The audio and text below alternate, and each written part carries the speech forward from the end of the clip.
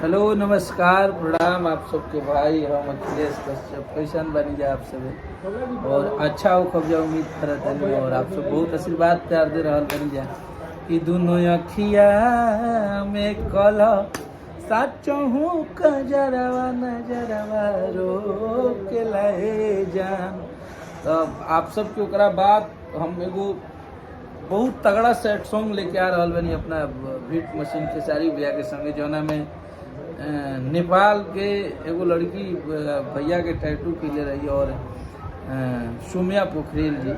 तो लड़की ने मुझे नहीं लग रहा है कि पहले बार में कोई लड़की इस तरह से एक्टिंग करेगी। क्या लाजवाब सोम्या ने किया है उसमें काम भैया के साथ और भैया ने बहुत कुछ उसे सिखाया बताया और उस पर वो खरी उतरी है।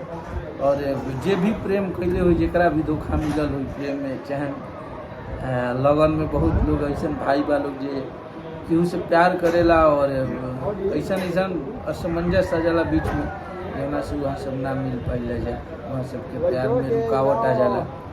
तो ओकरा के लेके हम एगो गाना बनौले बनी और बहुत अच्छा गाना बा, बहुत तगड़ा गाना बा और इमोशनल गाना बा। सबसे बड़ा चीज़ बा कि रोवे लगी हैं आदमी देखला के बाद रोंगटा खड़ा हो जा रहा है। उसमें क्या एक्टिंग किए हैं खेसारी भैया और सोम्या जी ने और उसकी म्यूजिक बनौले बनी राज गाजीपुरी जी और वीडियो डायरेक्ट किए हैं उसको आर्यन भैया जो कि हमारे शुरू से ही सब गाना के हमारा चैनल के गाना के वहाँ के वीडियो डायरेक्ट करीला, चाहे वो कजरा होके झगड़ा होके चाहे होली के कबूतर होके पेट में भतीजा बकरी जितना भी गाना हमने के यहाँ से बाजे सबके डायरेक्शन आर्यन देव जी किए हैं और बहुत अच्छा वीडियो बनाए हैं वो भी।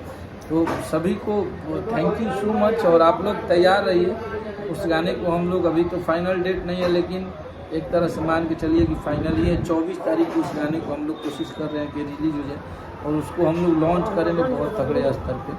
तो जैसा होगा आपको अपडेट जरूर देंगे लेकिन उस गाने के लिए आप लोग तैयार रहिए, बहुत तगड़ा गाना लेके आ रहे हैं।